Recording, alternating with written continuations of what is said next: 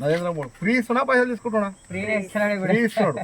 దేశ ప్రజల కోసానికి కరోనా దృష్టి అందరికీ మళ్ళీ 5 ఏళ్ళు ఫ్రీ పెంచాడు. ఫ్రీ 5 ఏళ్ళ దాకా ఇస్తాడు. మనకు రోడ్లు వేసిండు, బాత్రూమ్లు ఇచ్చిండు. మనము నరేంద్ర మోడీ ప్రధానం కాకముందు ఈ రోడ్ పండు పోతుంటేమా గలీజ్ ఉంటుండే బాత్రూమ్ కట్టిన రోడ్డు ఊరు దాటుతుంటే నీట్గా ఉన్నది. ఇప్పుడు స్వచ్ఛ భారత్ ట్రాక్టర్ అయితే అట్లా పనిచేసే లేబర్ కూడా నరేంద్ర మోడీ పైసలు ఇస్తాడు. ఊళ్ళలో ఈడ చెత్త కనబడకుండా ఈడ గలీజ్ లేకుండా చేసాడు.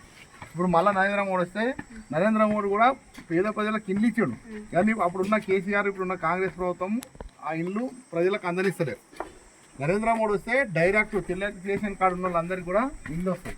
మన పిల్లలు చదువుకున్న పిల్లలందరికీ జాబ్లు వస్తాయి. ఇప్పటికి కూడా చిన్న చిన్న వ్యాపారస్తులకు నరేంద్ర మోడీ ఎన్నో స్కీములు తెచ్చాడు. బ్యాంకుల లోను, మహిళా సంఘాలకు కూడా మీకు వడ్డీ మాఫ్ చేసాడు.